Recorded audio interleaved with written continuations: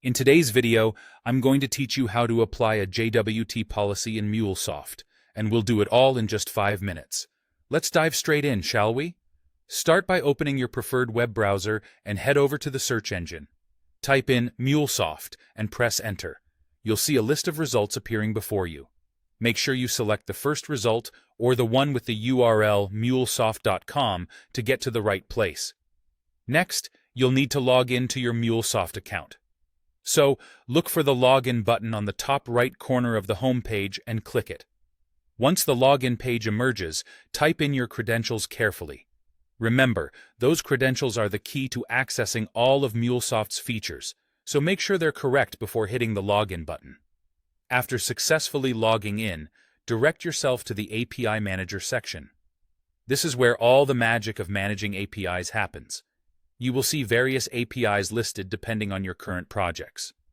Click the name of the API instance you want to work with. This is where we will be applying our JWT policy. To find the policy settings, look over to the left navigation menu. You'll spot a tab labeled Policies. Click on it, and then select plus Add Policy to proceed. A window or list to select from will likely pop up, offering an array of policy options. From this list, you're going to choose the JWT validation policy. Be sure to select the latest version to ensure you're getting all the most up-to-date features and security improvements.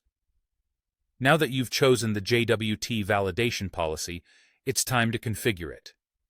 This step involves a bit of attention to detail. Click the Configure Policy button and start filling in the necessary details. You'll need to specify things like the JWT origin, signing method, signing key length, and key origin. Additionally, set any claim validations that are necessary for your use case. If you need to, you can opt to skip client ID validation, but this depends entirely on your API's requirements. Once you're certain that all the configurations are in place and everything looks good, it's time to click the Apply button.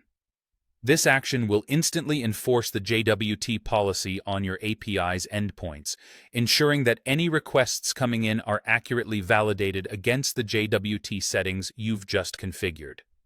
And there you have it. You've successfully applied a JWT policy to an API in Mulesoft. By following these steps, you ensure your API is both secure and efficient in handling requests. Keep practicing and exploring more features within Mulesoft, and you'll be a pro in no time.